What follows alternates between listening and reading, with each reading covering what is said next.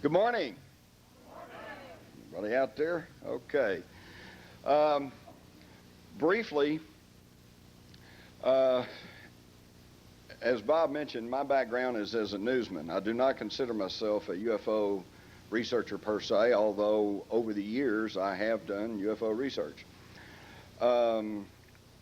I don't consider myself firmly committed to any particular viewpoint on this whole thing. I've been studying this phenomenon since the 50s, and in fact, I just recently stumbled across in some of my stashed away stuff a drawing I did based on the descriptions in the news media of a cigar-shaped UFO that landed near Levelland, Texas, back about 1957. It was way back there. So I've really been keeping up with this.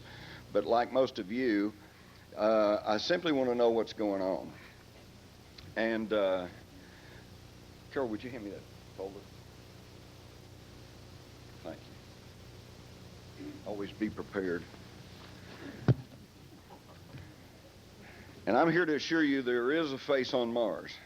It's stood me in good stead for a long time. Nobody may want to look at it, but it is there. But that brings up what I'm here and I'm going to talk to you about today. Sometimes we lose sight of the forest because we're too busy looking at the trees. And I think what I can bring to this is kind of an overview. The speaker last night was talking about we need an overview. We need some generalists, and that's kind of what I am. I am what I consider the last of a dying breed, which is a generalist. I know a little bit about a whole lot of things, and I don't claim to be an absolute expert in much of anything. But we need to look and see what the pattern is and what's really going on. But I can tell you one thing, this is really exciting times. Isn't this great? I mean, what other period of history in the world could you live in and have anything more exciting and as far as we know, not real dangerous? There's been lots of exciting times in history, but unfortunately most of those were dangerous times too.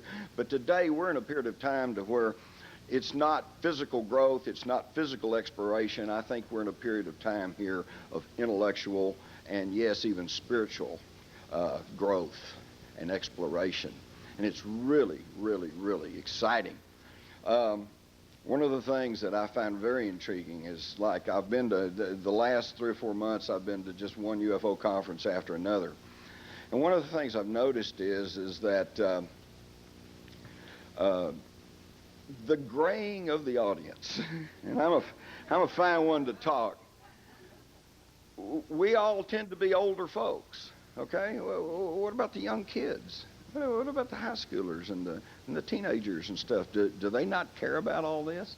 Well, let me tell you what I've believed based on my experience, and I have two teenage daughters, okay?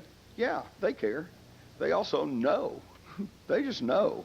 We're here trying to figure it out and trying to learn intellectually for ourselves what's really going on, and they just know. They know. Why do you think you see on TV aliens driving Volkswagens? Why do you see little aliens here and there? They wear T-shirts with aliens on them. Is that just a fad? Well, yeah, it's been co-opted but then that's a human thing too. Anytime you get more than 2 people gathered together, there's somebody shows up to sell T-shirts, right?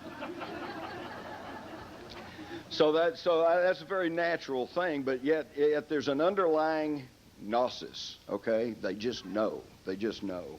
But we don't know because we're just always bamboozled. First, we have Dr. Tom Van Flandern, who holds a doctorate in astronomy from Yale University, and until 1991, he was chief of the Celestial Mechanics branch of the U.S. Naval Observatory. This guy carries some weight. This guy is somebody credentialed. This is somebody I would consider as a journalist a very credible news source. And what does he say? Back in January, he addressed the 191st annual meeting of the United States Astronomical Society, not exactly your most radical group, okay? And he tells them that for 3 years he has been studying the face on Mars. and that he has come to the conclusion that it is not an optical illusion and it is not a natural formation. Now, doesn't that sound just like a scientist? He'll tell you what he thinks it's not, but he doesn't really lay it out as to what he thinks it is. But I also want to share with you what he told the standing room audience at this meeting, because this is where we are. I suggest that in view of these test results, we prepare ourselves for a cultural shock unrivaled in recent times. Whoa, isn't that exciting? Whoa, cultural shock unrivaled in recent times. Okay, so they finally get around, and of course you all have, I'm sure, seen the photograph of the things on Mars. And you've got the face. You got the face. You've got what appears to be pyramid structures over here. You've got a very odd-looking roundish lump here with a very odd thing here, a few craters. I mean, this is some really fascinating stuff, and this was taken, what, 10 years ago or more? Okay? And today, and unfortunately all I have is the little thing they showed in the paper, but today we get this little whitish piece of nothing. And they say, oh, well, we've got a better shot now. And there's nothing there.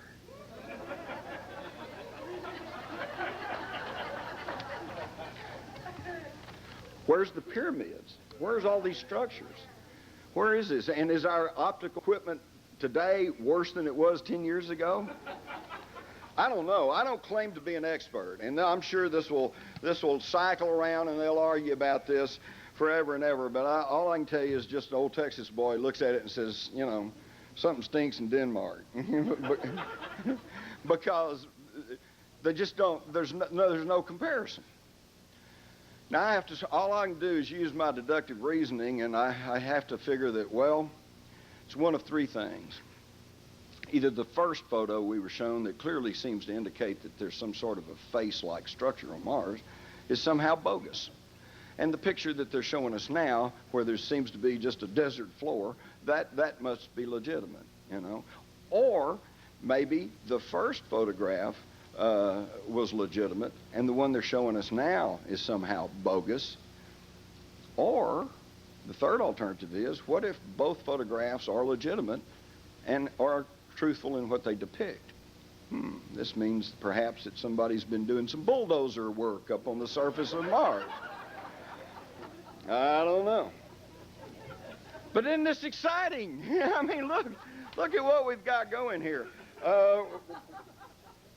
Another reason I wonder, you know, well, Gulf Breeze, they invited me to Gulf Breeze, and I went down to Gulf Breeze, and I'm going, my God, why are they asking me to come to Gulf Breeze? I said, I freely admit, as far as I know, I've never seen a UFO. And as far as I know, everybody in Gulf Breeze has seen a UFO. You know? So what are they asking me down there for? Well, I tell you what I think it is, and I think maybe that's what I'm here today for. To provide a little bit of validity, okay? You know, you always want to hear from the experts. You always want to hear from the guy that's from out of town who comes and tells you what you knew to begin with, right? but it validates, you know, what you think. So I'm here to tell y'all, you're not nuts. There really are UFOs. They really exist. And all this stuff is really going on, okay? There, now that I've validated for you, let's get on to other things. You're not alone. One of the latest polls that was done by the Marist Institute for Public Opinion, this was right back at the first of the year, shows that something like 60, wait a minute. Trying to get these numbers straight here. 60% of the people they polled said yes, they believe there's intelligent life off planet, off the Earth. What is really interesting but not surprising is that people 18 through age 60 supported the idea of life on other planets, but people older than 60 years old rejected the idea by 67% to 33%, almost the opposite of what everybody else showed. So this shows that we are in a generational shift. And by the way, I would compliment everybody in this office. I don't want to point fingers, especially at myself, but obviously a bunch of us are pushing 60 or will never see 60 again. And the fact that you're here and the fact that you have your mind open and the fact that you are searching for answers, well, my hat is off to you, okay? Because this is some really exciting times that we're going through, and it's going to take everybody pulling together and everybody looking to see what's going on. I'm not going to bother you with this, but I've got a story here out of New Mexico. Ranchers mystified by cattle mutilations. Well, there's a surprising headline, isn't it? Oh boy! But this was from April the 6th, 1998. Okay, and I happen to know that having been up in the Denver area, that they've been having some up there too. So we got cattle mutilations. They're still going on. Still going on. Boy, those devil worshipers just never give up. You know, they just. Of course, you know, it's been going on for 20 years now. Nobody's ever been caught. So, boy, they're slick, aren't they? They're really good. Folks, what we're talking about here, of course, then you got the crop circles. And and I noticed yesterday when I came in, there was a whole bunch of crop circles photographs pasted on the wall up there, and apparently a lot of those are from the 1997 round of crop circles, and they are more elaborate, more intricate, more intriguing than ever before. And Dave Charlie died. You know, he's not even around. So now you got Doug out there with his stick and his string, you know. But you know what, really, there's an example there of one of the worst problems we have is the non-existent news media. There is no news media, I'm here to tell you right now. All we have in this country today is what I call corporate advertising delivery systems. And if you happen to get a little news in there, hey, so much the better for you. But here's what I'm talking about. When the Doug and Dave story came out here back in the early 90s, and it got on the Associated Press and went to every major newspaper in this country. I'm sure every one of you saw at least one story that said, oh, the crop circles have been explained. It was Doug and Dave, these two pub crawlers, and they'd go have a few pints, and then they'd go out in the field with a rope and a board, and they create these crop circles, and that went everywhere. And even Carl Sagan used that story at great detail in a edition of Parade magazine, which comes out and goes to just probably almost every household in this country every Sunday. Okay? And did any of those people stop to consider the numbers? Doug and Dave admitted to creating about 200 crop circles. And yet the year that they admitted to doing this, there were more than 2,000 crop circles reported. And not just in England, but in Australia, in Canada, in other parts of Europe, and in the United States. Boy, they really got around, didn't they? This is an example, though, of where nobody's using their head. Certainly not the media. The media just obligingly reports what the official word is, and with no hint of criticism and no hint of suspicion or no checking of the facts. How could two guys who claim to have created 200 crop circles actually have created 2,000 in all these different countries all around the world? It can't happen. And yet that doesn't get reported. And this is the problem. And I'll tell you where the real problem is. If you want to know, it's with us. Okay? We have found the problem, and it is us. I bet none of you have really thought about this. Everybody talks about the government secrecy, and Lord knows there is government secrecy. They're really keeping all kinds of things from us. But why is that? And is that necessarily bad? How many of y'all have thought that we all know that we have a government of the people, by the people, for the people? Okay? Now, Now, we want that government to respond to us and tell us the truth. But let's face it, folks, we are in the minority. The majority of people out there, they don't want to hear about this. They don't want to hear about it. And the government has responsibility to them, too. This is why last summer we were treated to the spectacle of the Pentagon holding a formal news conference and changing its story about Roswell for the 4th time and saying, oh yes, well, we threw crash dummies out over the desert.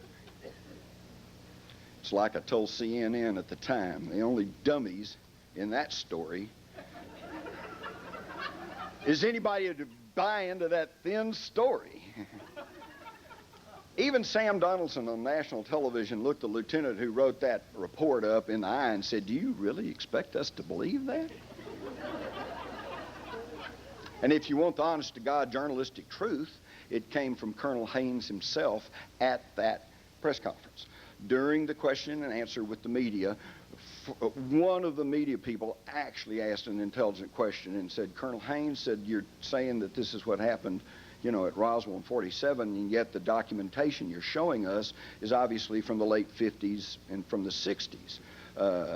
You know, how do you explain that discrepancy? And I will quote to you verbatim what Haynes said. He said, well, I really don't know what they saw in 1947. Case closed, right? That's what that was all about. Obfuscation. But what they're doing there is they're trying to play both ends against the middle. When they tell you that it was crash dummies in the desert of New Mexico, most everybody sitting in this audience knows that that is pure D, grade A, #1 bourgeois, okay? It just didn't happen. Well, then what? Whoa, wait a minute. That means it must be true. So in a way, in a backhanded way, they were admitting that it was true by offering such an outrageous explanation. And yet, they are also playing to those people who cannot and will not come to grips with the reality of this issue. And those folks can now go to bed at night and sleep peacefully and say, well, the government said it was crash dummies.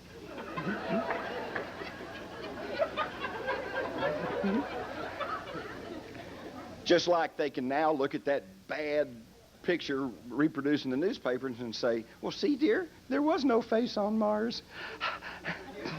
Pass the post toasties.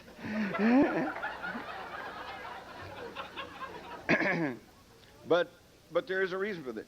And you know what? I read something just very recently that just really blew me away, because I think it gives us insight into what's going on here, because what is going on obviously is a struggle of mindsets, worldviews. That word I hate to use because it's so overused. Paradigms, okay? Worldviews. I read a story about Magellan. When Magellan was going around the world on his explorations, he sailed his galleons into a bay down at Terra del Fuego, which is down on the tip of South America. And when they came in there, they noticed a big native village there, and so they waited, you know, for the natives to come down and jump up and down and scream and holler and point and say, well, look at that, and I like that, and it didn't happen. So they thought, So they get in the boats and they rowed ashore and they make their way up into the native village, and here's all the villagers, but they're just going about their daily routines. So they finally found some head guy. I forget if it was a chief or a shaman or something. And after they were able to communicate with him in some fashion, they said, you know, what's going on? Here we show up. We've never seen you folks before. We know you've never seen us before. How come nobody seems to be paying any attention to us? And they were told, you are so far outside our normal world experience that we don't accept you. You don't exist. Think about that. Think about that. How many UFO sightings have we had where there were multiple witnesses and half of them say, oh yeah, it's a big, long shaped, cigar-shaped object. And other witnesses say, I didn't see anything. You've got those on the record. A good friend of mine told me a story about how in college he and a friend of his were driving down the road late one night and saw this bright object in the sky. And it was zigzagging all over the place, shooting back and forth, went straight up, disappeared, obviously outside the purview of any kind of conventional flying craft. And my friend says, "Wow, did you see that?" His friend said, "Shut up." Really got mad at him. Says, "Don't ever mention that again. That didn't happen." And you know what? To this very day, I'm sure that guy, it didn't happen. If you ask him about it, he said it didn't happen. It's mindset. It's mindset. What is your mindset? Here's another classic example of mindset. Back in the 50s, there's a military flight full of officers flying along, in a big orangish cylinder-shaped UFO flies up alongside of them, buzzes over to the left wing, buzzes back to the right wing, circles the craft a few times, shoots straight up and disappears. Airplane lands, and of course, obviously, they're debriefed right away. Well, one of these officers happened to be a military psychologist, so they're particularly interested in him. "Did you see the UFO?" he's asked. And the military psychologist replied, "Yes, but I looked away because I don't believe in those things."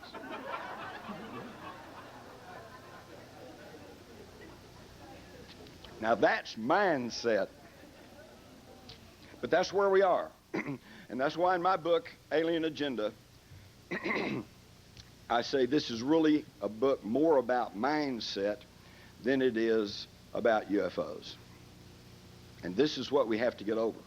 I can assure you that if the vast majority of the people in this country knew as much as you folks know and demanded to be told the truth, they would be told the truth. Okay? So your job is to get out there and shake up your friends and or relatives and neighbors and make them aware of what's going on and let them know that they are interesting times and we need to know what's really going on. Now, at the risk of appearing to make just a really overt and obvious commercial plug for my book, I would like to urge each and every one of you to read Alien Agenda. You're going to find in there some information that I guarantee you didn't know about. You're going to see references to old UFO stories, the Maury Island controversy, the Kenneth Arnold sighting, the Thomas Mantell death. Okay, A lot of what you think you know, but I think you'll find some stuff that you didn't know. Plus, it puts it into a capsulized form where you can really have it, all that information under one cover.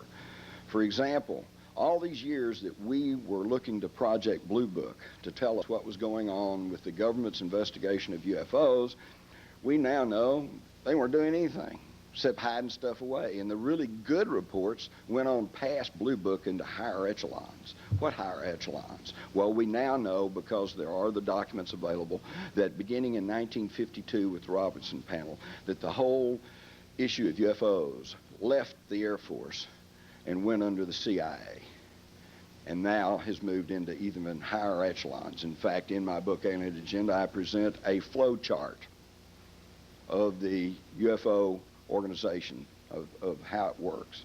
Okay, so I think you'll really find stuff there. The main reason, though, is that, okay, most of you have probably read 50, 100 books or so about UFOs. You may have all that basic information. Alien Agenda is the book that you want to give to your father-in-law, who says, "Do you really believe in those things?" Okay? You say, "Here, read this." I don't see how any reasonable, open-minded person could read Alien Agenda from cover to cover and still, with a straight face, say, "Well, there's nothing going on. It's just too much. It's just there. It's just there." It's just like Roswell. You know, Roswell, when I tried to deal with Roswell in my book, you know, what a controversy. There have been books and books and books written about Roswell. You've got government pronouncements. You've got government studies. You got all this stuff that fogs the issue. But what does Roswell come down to? It comes down to mindset. On the one hand, if you choose to, you can believe the government, which has changed its story 4 times and has literally nothing to back up its pronouncements. First they say it's a flying disc, then they say it's a weather balloon. Then, well, it's not really a weather balloon, it's a Project Mogul balloon, you know, to test the upper atmosphere to see if the Soviets are secretly setting off nuclear tests.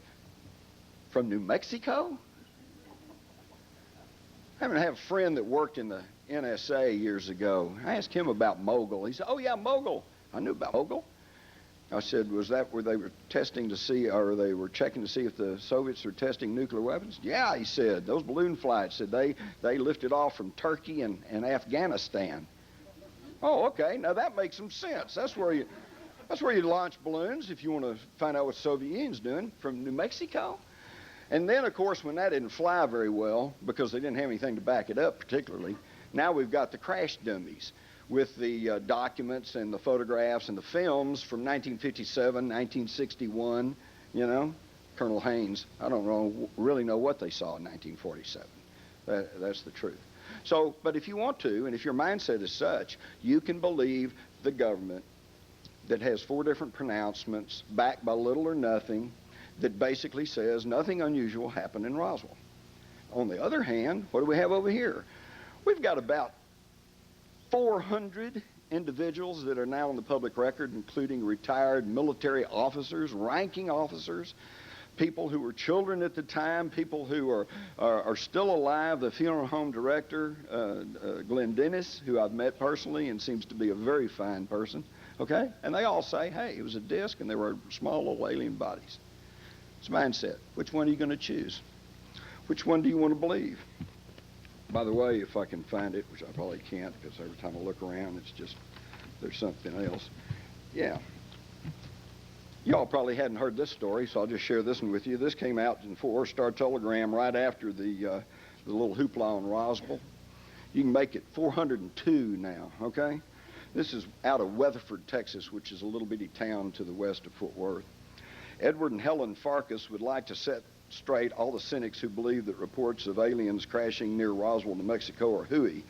The Weatherford couple lived in the New Mexico desert where some say a UFO crashed 50 years ago. Both say they had separate close encounters with the supposed spacecraft in July 1947. I was fixing dinner and my sink happened to be under the window in the house and I saw a thing go sailing past, said Helen Farkas, now 75, who was at home that day with the couple's 2-year-old daughter. It was going at a pace that no weather balloon ever went. It was just like a jet engine was stuck on it. That thing was going so fast, honest to Pete. It was shiny, it was bright as all get out. It just went so fast. When I lifted my head up and saw it, I said, what the heck is that? I guess I should have gone outside, but I was right in the middle of cooking. It's little, as an old newspaper reporter, it's little touches like that that tell me, you know, this woman's on the level, because if you're making stuff up, you're going to be saying, I saw it and I rushed outside and I had this really nice. No. She should have gone outside, but she had to do the cooking. Helen Farkas said she didn't dare share her sighting with neighbors or friends because she did not want to jeopardize the security clearance of her husband, then an Army Air Corps Master Sergeant stationed at Roswell. She said she was champing at the bit by the time he got home that night. When Ed came in, I said, you won't believe what I saw, she recalled. But the Master Sergeant, now 81, had his own strange tale to tell. Edward Farkas, who was with the 509th Bomb Wing, 715th Bomb Squadron, said he saw a strange convoy of 4 or 5 trucks and a couple of jeeps at the base that day. Word on the base was the trucks were supporting what was left of a spacecraft. I saw the vehicles, the trucks, the GI trucks covered, bringing in this debris from what we heard was the crash of a flying saucer that crashed northwest of Roswell, he said. I was right there near the flight line. They were under heavy guard. They had a lot of security. They took that stuff and they took it in a big hangar, and they had security around so we couldn't see what it was. In the half-century that's passed, aliens have not played a big role in the lives of the Farkases, Connecticut natives who will celebrate their 57th wedding anniversary August the 12th. Edward Farkas retired from the military in 1965 and worked as a flight planner at General Dynamics until 1974. Helen Farkas went on to work as a voluntary nurse, real estate agent, and homemaker. But they aren't reticent when they hear people make light of an event that they still remember clearly. Oh, I don't talk much about that thing too much, honey, unless I get provoked and someone says it isn't so, Edward Farkas said, because it's an incident that's been covered up. There's too much lying going on. Here's just 2 more. And see, you've never heard about the Farkases, and you know, they just cropped up. You know, now, is that all part of some big elaborate disinformation program? I don't think so. What we have here are people, hundreds of people, who have tried honestly to say what they know about this most intriguing incident. But again, it's mindset. You can always say, oh, they just want to get their name in the paper. And there are those who would do that. So we got mindset. An alien agenda, we find out that we've got mindset all the way down the line. Y'all, many of you probably heard Lloyd Pye speak. Most of what we think about our history, our human history, is simply not true. I was onto this years ago before all of this evidence came up showing that the water weathering on the Sphinx and the Great Pyramid indicates that they were probably built prior to 10,000 years ago, which, you know, throws our particular official history into a cocked hat. But I was onto it kind of a different thing. I was brought up in the Southern Baptist Church, and I was, you know, schooled and instilled with all those Bible stories. And when I began to think about the Great Pyramid, I thought, well, now, you know, we're told that who built the Great Pyramid? Anybody? Come on, who built the Great Pyramid? Khufu, the Egyptians. Okay, but now wait a minute. The Egyptians didn't get out there and really drag those rocks around, right?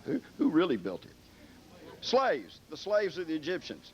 Okay, now we're just using our deductive reasoning here. So the slaves of the Egyptians built the pyramids, and we've all seen the little reconstructions and the drawings and the Disney paintings and stuff where you got thousands and thousands of these slaves, and they're dragging those rocks, man. You know, and they didn't even have wheels; they get their own little roller things, you know. I'd hate to be the guy that had to keep grabbing the back log and running up to the front.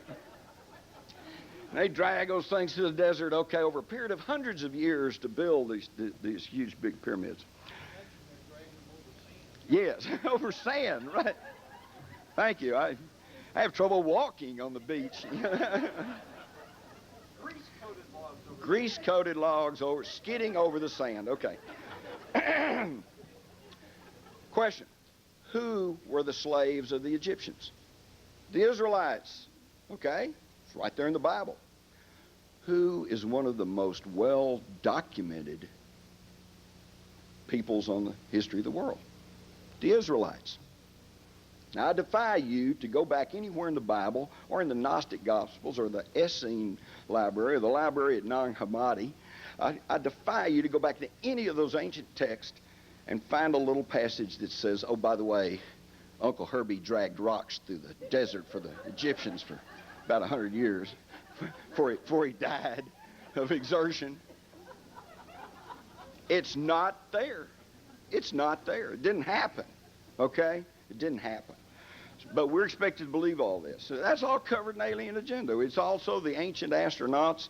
One thing that, I mean, I was aware of a lot of the stories. I was aware of Zachariah Sitchin. I read his stuff, I don't know, whenever it came out, God, 15 years ago or so. I thought, this is really interesting stuff, but how do we really know if any of this really happened, you know? Well, as we're finding out more and more and more and more, we're finding out that there's a lot to support it. There's a lot to support it. So I was aware of the whole idea that maybe in man's distant past that there were things flying around. What I was not prepared for when I researched Alien Agenda was the fact that these stories of ancient gods flying in flying machines who would come down to earth, who would teach skills and languages, these are stories that permeate every culture from every corner of this planet. The Chinese have these stories. The Indians, the Vedas tell these stories. The Middle East has these stories. In India, they have these stories. South America, Central America. It's all there, okay? It's all there. We really need to revise our knowledge of where we came from. And for those of you who have all dug into that, no pun intended, we realize that, okay, maybe we're a hybrid race, and we were created to mine gold for these aliens. That's kind of the bottom line of that whole story, isn't it? Okay? So what? So what? I don't notice any of you mining gold today. Okay? So that's just, it's ancient history. That would be like telling a very successful black man today that, well, your ancestors were dragged over here in slaves and in chains. Well, that's true. But does that have any real impact on that man today who has a college degree and has a very nice job and is raising a very fine family? No. So it's nothing to be fearful of. In fact, I find it quite ironic that at this very point in history, when we as a nation are beginning to deal with the moral and ethical questions concerning DNA manipulation and cloning, that we're finding out that that may be where we came from. Isn't that interesting?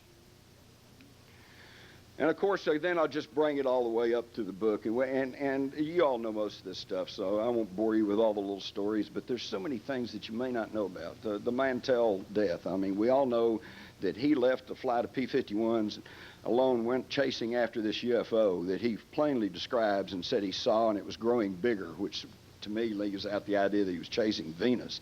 He's chasing Venus. It may still be there, but it ain't going to grow bigger.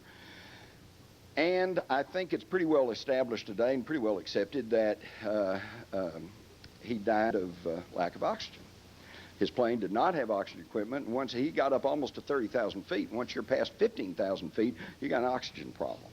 Okay, so he may have passed out from lack of oxygen, and he crashed, and that's where the debunkers would just leave it. Okay, so see, there was no UFO. Of course, that begs the question of why did he go significantly above his oxygen line, unless he was really excited about chasing something. And they leave that off. What they also leave off, and which I described in Alien Agenda, is the crash itself. If a plane, a P-51 with the engine in the nose, which would make it come down nose first, falls from 30,000 feet and buries into the ground, it's going to create one heck of a hole. And that engine, they're probably going to have to get some bulldozers out to do a little digging work before they can even pull the engine out of the ground. It'd probably be 8 foot down into the ground, okay? This was not the case. This was not the case. According to several accounts, including a retired investigator now who lives in England, and who was one of the investigators on the Mantell crash, the plane belly flopped into a clearing, just kind of bam, with just enough force to kind of break the wings off. So what happened to Mantell? According to one of the witnesses there, he died because when the plane struck, the control wheel crushed his chest. That's what killed him. In other words, except for that, except for this landing, and except for the fact that maybe his harness was too loose or these controls were right there in front of him, he would have survived. And he wouldn't have become the first pilot that was thought to have been killed by a UFO. And how come we don't know that? Because the man who was the investigator said that when the official report came out and he saw his name on it, he realized he had not signed that report. It was a forgery. So the cover-up is now probably almost a bigger story than what's going on, because now we know that UFOs and these phenomena, this has been going on for millennia. Okay, there's nothing new about it. And this is good news, because if there were folks up there who wanted to come and invade us and blow up our cities like a la Independence Day, they certainly would have done it before now, right?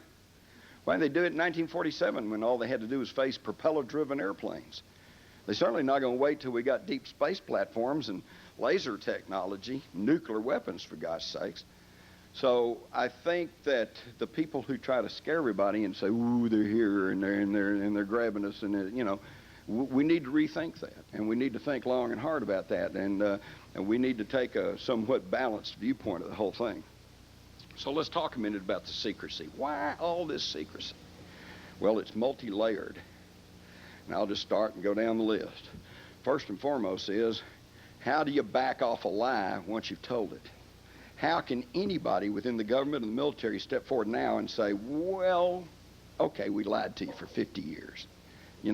They just can't do that. And as most of you have probably found out in your personal experiences, when you tell one lie, you end up having to tell another lie to cover the first one.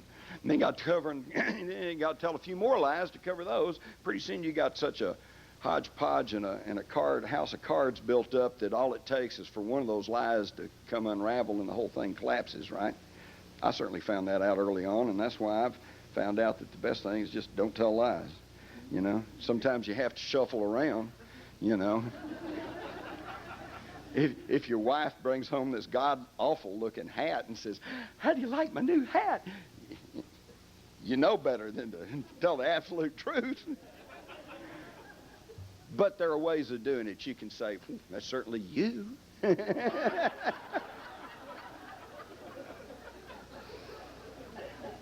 Or isn't that interesting? Or something, okay? But you can get along without lying, but the God has lied to us. They've lied to us on any number of things. And now it's to the point that, and it's really sad, because I can remember the time, as most of you can, when we all had unbounded faith and confidence in government. Oh yeah, there may be a few bad apples, but the system works. Well, the system's screwed up, okay? And it's not because of the system. The system we have in this country is the best system ever devised in the history of the world. And I'm talking about the Constitution of the United States, the Bill of Rights, the checks and balances. Yes, thank you. So I don't want anybody to misconstrue what I'm saying, that I'm against the system. The system's beautiful. The problem is we're not using the system. And we're not going by the system, right? Almost every problem that we've got in this country, if you track it back, you'll find it's because we are not adhering to the Constitution of the United States. For example, the Constitution of the United States clearly says that only Congress shall have the power to declare war. Well, boy, that sounds pretty flaky on the face of it, because those clowns can't even agree on when to adjourn, But until you begin to think about it. Then you begin to think about it, and you go, wait a minute. All those guys up there, looking for that pork and doing all their little politicking and their glad-handing and stuff. If you can convince 3/4 of them that we need to go to war, we probably need to go to war. And if you cannot convince 3/4 of them that we need to go to war, we do not need to be getting into a war. See, that could have saved us a lot of problems. For those of you who are Vietnam-era people like me, you'll realize that the whole thing went wrong in the summer of 1964, long after Kennedy was assassinated. And they had the phony Gulf of Tonkin incident, which now has been shown to be totally bogus, okay? I could explain that whole thing to you, but that's another talk. The point is that Lyndon Johnson used that to great effect to get rammed through Congress the Gulf of Tonkin resolution, which allowed him to abrogate the Constitution of the United States, and for him, without a formal declaration of war, to have war powers within himself. And within months, there were ground combat troops in Vietnam, and that's what started us on that war, which wrecked our economy and cost us 58,000 American lives. We went against the Constitution. Might also point out the Constitution says only Congress shall have the power to coin and regulate money. But we've given that up. We gave that up in 1913 when we created the Federal Reserve System, which, contrary to a lot of popular belief, has no direct connection to the government. These are 12 regional banks that are owned by other banks that are owned by private bankers. And you might think back to what Thomas Jefferson wrote. If we ever allow bankers to gain control over our money supply, our ancestors will wake up without property in the country we founded. Think about that, folks. Isn't that about right? Think all these young folks that are living in apartments and condominiums, and they owe on their credit cards, they owe on their TV, they owe on their car. About all they really own is a few of those clothes in their closet. It's about all they own. They wake up without property in the country that their ancestors founded, if we allow bankers to gain control over our money supply. This is what happens when you go against the Constitution. But I tend to be getting on my soapbox. But it's very pertinent, because I cover this in Alien Agenda in an addendum called Take Me to Your Leader.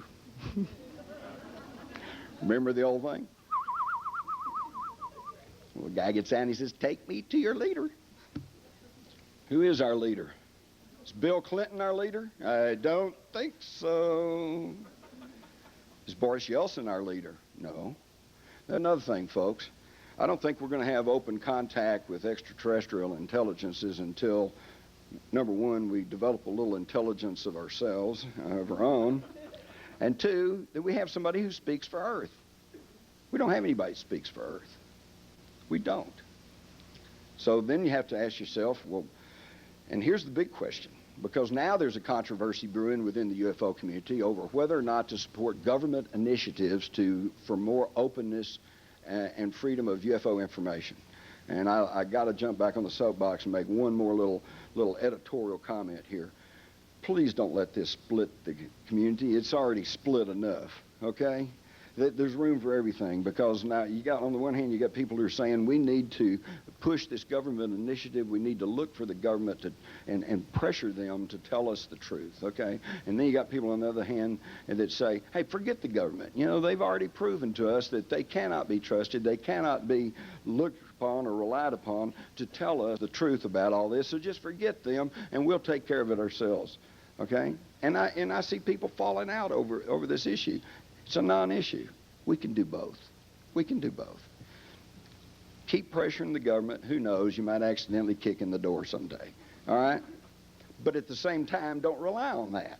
Do your own research. Continue to hold meetings. Continue to seek the truth for yourself. Don't let this be an issue. We can do both. Okay? Now, that's government openness and secrecy. But it gets down to, I don't know how many of you are aware of this, but Webb Hubbell, a close personal friend of Bill Clinton, now has a book out, which is largely self-serving and blah, blah, blah, blah. But in there is a very, very, very intriguing point. He says that his friend Bill Clinton, about 1992, and this is true, appointed him an associate deputy director of the Justice Department of Justice. And in his book, he said Bill Clinton told him, Webb, I'm sending you over there with two objectives in mind. He said, I want to know who killed JFK, and I want to know if there are UFOs. Hey, same questions we have. Bill Clinton wants to know. And Hubbell said he did not feel like he was able to get access to any of the information, and that he was not very successful in trying to answer either of those two questions. Now, let me add to that. Here recently, we've got Dr. Stephen Greer, who, of course, most of you know, heads the CD program. He has now gone public, and he said, I was not supposed to talk about this because it was for backgrounding only, but since Webb Hubbell has come out and made the announcement that he has, I would like to share this with you. He says in 1993, he spent 3 hours with the then CIA director, Jim Woolsey, and briefed him on the UFO situation. He said Woolsey put his head in his hands and said, oh my God. He said Woolsey went back and tried to get to the documents that would address the issues that Greer had brought up to him, and he could not get to them. Now, folks, regardless of your opinion on UFOs, regardless of your opinion on the Kennedy assassination, regardless of your opinion on much of anything, this is a serious issue. And this is something that we all ought to be aware of and all ought to be very, very concerned about. If the President of the United States and the head of the Central Intelligence Agency cannot get to UFO information, who in the hell's in charge? We've got to determine this before we'll ever make any headway on trying to find out what's going on. Now, that's on the political end of it. On the other hand, we have our own selves. We do have control over our lives. Obviously, we can't control what the CIA does. I thought it was pretty funny. Somebody sent me a 1991 internal report from the CIA on greater openness within the CIA. This was the result, of course, of the fall of the Berlin Wall and the collapse of communism. And a lot of people are saying, what do we need them for? And actually, we don't. Okay? I think one of the greatest PR moves this country could make would be to announce to the world that since the Cold War is over with, we are disbanding the CIA. We don't need it. And that's not from some sort of liberal dove, lay down your arms type mentality. The NSA is much bigger and does better job. Okay? We wouldn't be sacrificing anything in national security, but we'd have a public relations coup next to none. The CIA has caused us more problem than it's done any good. But that is on that level. I was going to tell you the report on greater CIA openness. So this is an internal report. Right on the front page it says the CIA contacted a wide number of individuals within academia, the media, the military, government, for their input on greater CIA openness. Parenthesis, see Appendix B. Well, you go to Appendix B, top page, it said the following individuals were contacted for their views on greater CIA openness. The rest of the page is blacked out. So much for greater CIA openness. So we're back to ourselves. We're the ones that are going to have to take care of our own mindset, and we're the ones that's going to have to take it upon ourselves to educate others and try to further this whole thing. Now, there's been a lot of talk at this conference about the abduction phenomenon. I don't like the word abduction. I think that's a negative connotation. I think you start off, when you start talking about an abduction, you're starting off from the most negative standpoint. And I've heard that expressed by some of the other speakers, and I have to agree. I think what we can all agree on is that we really don't understand what this experience is. But consider this. You're driving along in your car. The next thing you know, there's missing time. You don't know what's happened. And when you open your eyes, you're in this dull and sterile-looking environment, and there's these green figures holding over you with great big eyes, and they're poking you, and oh, something hurt, and you're moving down there, and they're doing things to you, and you didn't ask for this, and it's a terrifying experience. Have you had an alien abduction? No, you've had a car wreck and you're in the emergency room and they're trying to save your life. Mindset. It's mindset, okay?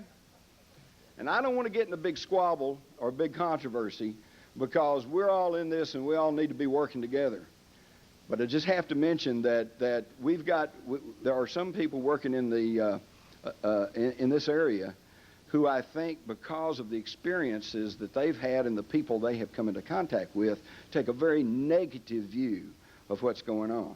I mean, I'll be the first to admit, if I was taken against my will out of my home by anybody, whether it's little green men or the sheriff's deputies, I don't care who it is, I would be very upset and very angry, and I would feel like that I had definitely been violated in some way. So I'm not trying to say that everything's sweetness and light, but I'm saying that, is to the best of my knowledge and my research, I don't know of any demonstrable, provable, documented instance where somebody's been killed or their leg's been lopped off or whatever, okay? So whatever's going on, it is not fatally intrusive. And I really think we don't quite understand what's going on. But I do know this, in researching what I will call the contactee. Let's go back to contactee. That's a more neutral term. Going back to the contactee experience, I discovered this. The stories that we're so familiar with are the ones coming from people who indeed have had a traumatic or negative experience. And they come back and they seek professional help. They go to people like Bud Hopkins. They go to Dr. John Mack because they want to know what happened to them. They go on the talk shows. And they go to these encounter groups and stuff because they want to know what's happened. But folks, that's only a small piece of the puzzle. As I began to research, I came into contact with more and more people, and am still doing so, who say basically, well, you know, I've had those type of experiences, but I didn't find them that traumatic. I thought it was kind of neat. And I went along with it. You know, I even agreed to work with them. And I'm finding these people more and more and more. Well, these people aren't traumatized. These people don't go seek the professional help. And they sure don't go on the talk shows or really much talk about their experiences because they don't want the ridicule. Okay? Now, you add that in with the negative, and man, that contactee abduction experience is much wider than we even thought. Plus, we are now finding, and of course this has been coming out through the research, that through hypnotherapy, there's a lot of people who have had these experiences and that don't even consciously remember them at this time. And this could be a bunch of you sitting right out there. You may very well, if you're fascinated by that subject and you think that, you know, I remember one time there was a light or something, and, you know, something like that, you very well could have had one of these experiences yourself. But we don't truly understand what it's all about.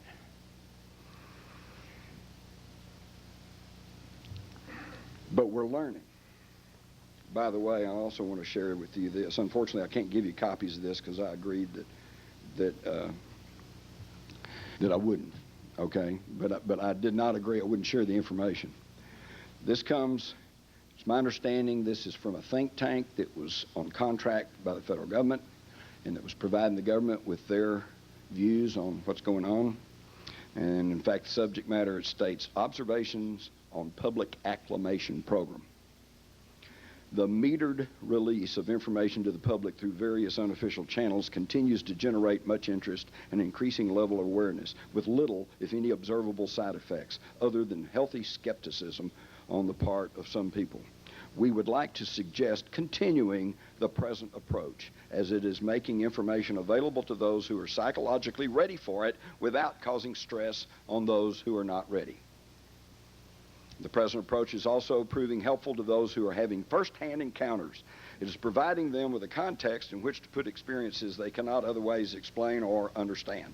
Having some conception of this phenomena is an enormous psychological relief to these people and helps them get on with their lives as best as possible. Listen to this. Providing information which helps people to cope with will become increasingly important as the percentage of the population having these encounters continues to rise. It's more and more and more. Over time, it may be appropriate to increase the accuracy and the consistency of information in circulation. Possibly, as the public gets more comfortable with AIC sightings and crop circles, additional types of information can be released. It appears most of the research community is running 1 to 2 years or more ahead of the mainstream media. Duh. Oh, really? This gives some time frame for possible disclosures to the general public while providing advanced details to those who are ready for it now. Having a certain number of informed citizens could well prove to be an invaluable resource in the face of unpredictable future events. Indeed, history may record that it was these aware people who set aside their differences and worked together most to help humanity, their country, and their government in the changing times and challenges ahead. Who are they talking about? They're talking about you. They're talking about you. The people who are aware and the people who do know what's going on. Isn't this exciting? Man, we're all part of this. We're all part of this, and it's just steamrolling.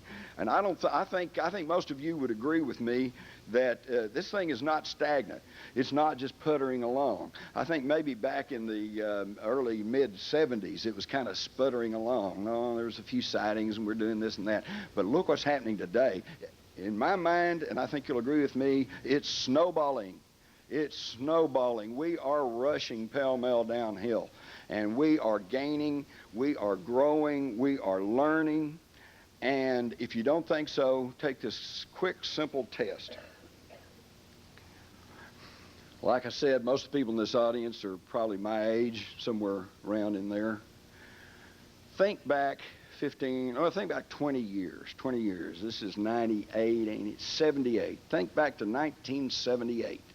Think about where you were. Think about who you were. Think about what your thoughts were. Think about what your concerns were. I know, disco and, getting a date or whatever, okay. But really, think about who you were. And I think you'll be forced to agree with me that you are no longer that person. You are no longer that person. We have all, to our varying individualistic degrees, grown, learned, Man, we're about to matriculate. We're about to graduate from high school here. It's really great. And, that's interesting that I came up with that analogy, because if you'll think about it, especially those that went to college, you realize that when you get out of high school, you knew everything. Man, you knew everything. That's why I like these signs that say, hey, young people, leave home, get a job, get on your own now while you know everything. We knew everything. But then after a few years, whether in a work environment or whether in college, you begin to realize You didn't know squat. I don't know anything. And isn't it interesting how smarter your parents got? About high school, they didn't know anything. They were the dumbest louts on the world. And then after just a few short years, you go, boy, they really knew what they were talking about, Isn't it funny how they just suddenly got educated? Well, we're growing, we're learning, and it's all happening. Now, if you want to put a metaphysical bent on it and say we're moving into the fourth dimension and that's fine. That's fine. Because it's mindset. It's whatever you want to put into it. But the reality is still there. We're still growing. We're still learning. Now we come back to, okay, we're learning. We're growing. What is the alien agenda? They are here. We all know that. What is the alien agenda? What's going on? All right. Without giving a whole lecture on remote viewing, let me just say that one of the things that gave me the courage or the fortitude to go ahead and launch out and say, here's what seems to be going on, was when I began to study the government remote viewing program. And I talked to not only the people that participated in this program, but people on oversight committees, the scientists that developed this technology. And I'm here to tell you it works, okay? It's not a panacea. You can't just close your eyes and see anything you want to see and get it crystal clear. It's not like that. But it is a methodology that, if followed correctly, can provide insight into any number of things, including UFO issues. And as far as I'm concerned, remote viewing today is very probably one of the best methods that we have now for trying to penetrate the alien agenda. What does it tell us? Well, first off, it tells us that we cannot get bogged down over, are they little grays, or are they tall Nordics, or are they reptilians, or are they whatever? The ship's round, or are they circular, or are they cigar shaped? Because the answer is yes. All of the above. We have really progressed. Back in the 50s, it was, well, there's little green men coming here. Do they come from Mars, or do they come from Venus? Big arguments over that. Well, we progressed. We got to the point, we kind of figured, they're probably not really coming from Mars or Venus. So then there's big arguments. Do they come from Zeta Reticula 4? Or do they come from the Pleiades? And big arguments over that. The answer is yes. They come from all of that, okay? Well, now we're a little smarter and we're a little more progressed, as I was saying. And now the big argument is, are they even space aliens? Maybe they come from another dimension. Maybe they come from another spiritual plane. Maybe they are time travelers. Big arguments over this. Hey, the answer is yes. It's a big, wide universe. And there's lots of folks out there. And this is what the military remote viewers have seen. And if you say, well, I don't know whether that military remote viewing really is worth anything or not, because believe me, the CIA and the military has tried to downplay it. They say, oh, yeah, well, we dabble around in that, but, we didn't really get anything much out of it. Bourgeois. They got a lot out of it, and the proof is in the pudding. The proof is in the fact that they continued to fund this program for a quarter of a century through 4 separate administrations. Somebody felt like they were getting something out of it, and they were. And this is when they begin to do it. They were never ordered or even urged to look at ET and UFO issues. In fact, they were discouraged because their superiors didn't want to hear anything about that. So how'd they get into it? Well, it was real simple. They would be tasked to go up mentally and look at things flying through the upper atmosphere to find out what our enemies were testing, what the Soviets were doing, what the Chinese were doing. And they'd take a look up there, and they'd see these things flitting through the atmosphere. And they'd take a close mental look, and it didn't take them long to say, whoa, that's not the Soviets. That's not even our guys. As one of them put it, those guys aren't even from the neighborhood. This is something else that I don't want you to lose sight of. A very important fact here. Every single person who participated in the military remote viewing programs had direct personal knowledge of the UFOs. This is why they're downplaying it. This is the limited hangout. This is why they suppressed my book on remote viewing in 1995. I was talking about UFOs and remote viewing at the same breath, and they want to separate it. They don't mind admitting that they were dabbling around with psychic phenomena, but they do not want you to know that every single one of those people had direct knowledge of the UFOs. They saw where they were coming from. They saw where they're going to. According to several of the remote viewing studies, there are huge, huge ships that we've never even seen, parked on the dark side of Jupiter, Saturn, way on out there. There's people all over this system, okay? What we see, the huge big ships, okay, that's just the ones that kind of get them here to the Earth. What we mostly see are the little round saucer deals and all like that. These are scout ships. These are just, you know, this is something that's bothered the researchers for years, you know. Well, if these are ships and they come from another planet, where's the bathrooms? Where's the galley? How they eat, you know? Well, they don't have to. They're never in these things probably more than an hour or two at a time. Okay? There's little scout ships. And then you got little balls of light. You know, these are like little TV cameras that fly around and look at things and stuff. This is technology that is far beyond us. Okay? But to me, it's not harmful, because if it was harmful, we'd already be harmed. All right? Now, again, back to the secrecy. So, first off, the government's got to keep all this secret. And why? First off, they can't admit that they've lied to us for 50 years. Second off, most superficial explanation is that they view UFOs as advanced technology. And in the military and intelligence minds, advanced technology represents potential weaponry. We've got to keep that secret at all cost, you know. But then it goes a little bit deeper. Would you all continue to pay ever-increasing prices for gasoline, petroleum products that you know in the back of your mind are damaging, wrecking the environment, polluting the atmosphere, if you truly knew that there were alternative energy sources out there? Oh, we hear talk of this and that, electric cars maybe, and Tesla equipment, and da-da-da-da-da-da, but it all sounds just, you know, you can't go down the store and buy one, okay? Well, you could if it wasn't for the energy monopolies. And the energy monopolies are owned by the giant multinational corporations who control the wealth of this country. We all know that in the United States today, about 2% of the population controls the vast majority of the resources. We know this. This is said. This is acknowledged publicly. We just don't like to dwell on it, and we don't like to really think about it because it flies in the face of what we were taught in grade school about freedom and democracy and participatory government and all like that. All right? Well, who are these 2%? We need to identify them. Okay? Well, for one thing, they're the 2% of the families in this country that have all the wealth. And these families, if you look at that, the whole family doesn't make decisions. In these families, there's a few patriarchs or matriarchs too, okay? And they are the ones who run these families. So now we're down maybe to just a couple thousand people. A couple thousand people, that's like a little small town.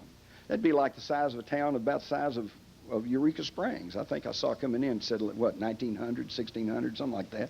That's it. It's about the size of a little town like this. And I don't know how many of y'all lived in a little town, but surely you've had enough experience to know that in a little town of about 2,000 people, there's a pecking order. Okay? And it's just there. It may be the oldest family that's been there, you know, fought the Indians and carved out that little piece of land, or it may be the richest guy in town, or it may be just the most prominent guy, the mayor or the funeral director, whatever. But there's a pecking order, and it goes from the top. And in this pecking order, you don't necessarily always have to give orders to the people at the bottom. They just take their cues. They know what the big guys want, and they just fall in line because they want to curry favor, and they want to be in line. So it may be when this patriarch dies away, they'll get to be the patriarch, okay? It's just the way it works. It's human politics, the human condition. Now, we all understand this, okay?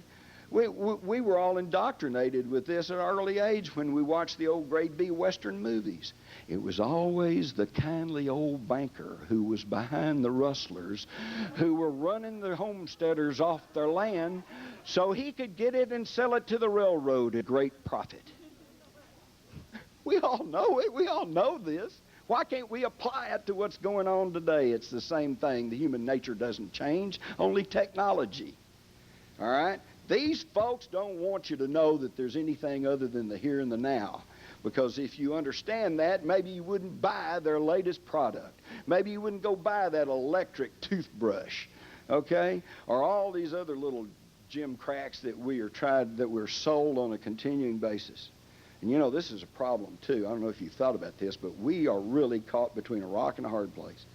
We are the most consuming society to ever hit the face of the world. We all know we are a consumer society, but we are the most consuming society right here in the United States of America to ever come along. And it's going to kill us. For one thing, they determined years ago that the rest of the world, in Europe and in Japan and Asia, the world's resources will not support a lifestyle for them that's like the lifestyle that we know, okay? So what are they going to do about that? Well, for the last 20 years, they've been downsizing our lifestyle, and it's worked. And if you think about it, today you have more money in your pocket than you had 20 years ago, but you can't buy as much. It's not worth as much. Okay? Today, how many households have the wife staying home taking care of the house while the man goes and earns some money? Doesn't happen anymore. That's a fairy tale. Everybody's working today. Everybody's working today. Even if you're on retirement, you're finding a way to make some pocket money because that retirement is not carrying you. Okay? So we're a consuming society. Now, if we continue to consume at current and increased rates, what's going to happen? We're going to smother ourselves in waste, pollution, garbage. We're just going to be down the tubes. Well, what's the alternative? Well, the alternative is that we wake up one morning and we say, well, I'm not going to consume like I've been consuming. I'm not going to buy that new house. I'm not going to buy that new car. Well, then what happens? The economy collapses because we're not consuming.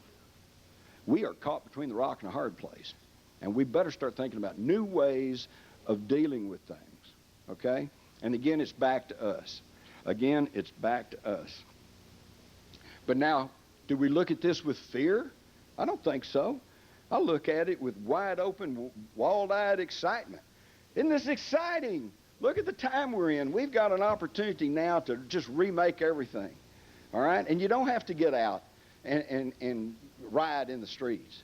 If this was the Middle Ages and the king's troops were coming around and taking half your year's wages, okay, you had two alternatives. You knew exactly where that suppression and that power was coming from, and you had two choices. You could either put up with it or you could mount a revolution.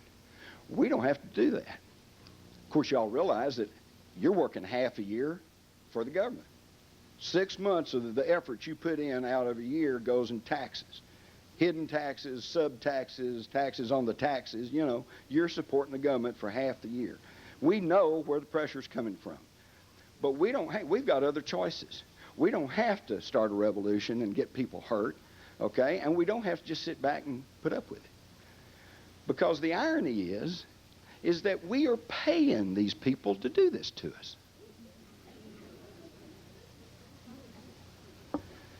So, what do? We don't pay them. Make them get a real job.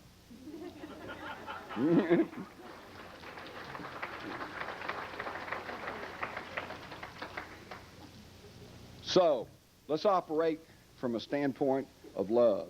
And I say love, I'm not exactly the guy to be talking about love, you know, but it does seem to be that there are only two basic emotions in the universe: fear and love.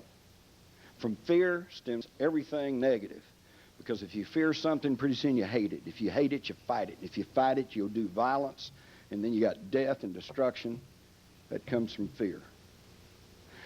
If you love something, and all of you have loved somebody at some point, whether it's a sibling, an offspring, or a wife, or a husband, or whatever, and if you truly love somebody, even when they screw up, even when they do you dirty, you still love them, and you take it in consideration, okay? And from love stems compassion, consideration, compromise, everything that we think of as being good. So now, as we go through these exciting times, we have a choice. We can either view it from a standpoint of fear, and that's easy to do because we're dealing with a lot of things that we really just don't know what it is. And that's what stimulates fear.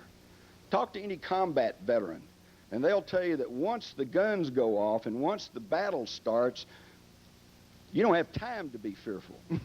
You're too busy trying to save your butt or win the victory, okay? The fear comes before the battle and after the battle, when you have a chance to think, oh my God, what could have happened to me? Or better yet, before the battle, when you don't know what's going to be happening. And that's kind of where we are now. We're before the battle. We know things are going on, but we're not sure what they are, and therefore we're not sure what to do about it, and therefore this unsuredness leads to fear. Hey, no fear, okay? It's just like the kids. Look at these kids running around on their skateboard, and they flip up in the air and come down on that little old piece of board with little bitty wheels on it, and I just cringe because I realize that at my age, and if I'd try that, I'd break every bone in my body, you know. And what they got on their T-shirt? No fear. No fear. They got no fear. And like I said earlier, they're not here at these conventions because they already know. Space aliens? Sure. They grew up with it. They grew up with these concepts. We did, okay? So we're learning, but they know. No fear. And we're going to go all into this together, and we're going to progress even further, and it's going to be really exciting, and we're going to go at it from love and not fear, right? Thank you.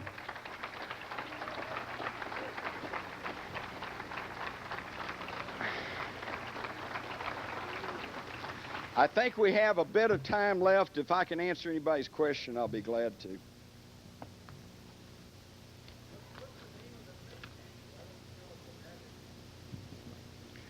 Well, because I promised the person that I got the documents from that I would not give out that information, and I think he was afraid that if that became known, we know where it came from, that they may be able to track back and find out who leaked the documents. So I'm sorry, that may or may not be valid, but I made a promise and I have to stick by it. I learned that early on. You don't find out things by burning your sources. It may have been a bad bargain, but I wanted to see the document, and I did see it, and I did tell them that I was going to share the information, which I have, and I think that's about all I could do with that. It was given to me about a year ago, but I think it dates back to several years. I think, in fact, let me see if it's got I'm not sure if it's got a date on it or not. 1990. It goes back to 1990. Now, that's interesting, too, isn't it? Because they're talking about the continued metered release, and just think about all the stuff that's come out since 1990. You know, some of you people have been at it longer than me may want to argue, but it seems to me that in the last 10 years, we've seen more information and more acceptance of these concepts permeate our society than ever before. All right, we all must be hungry. Let's break for lunch.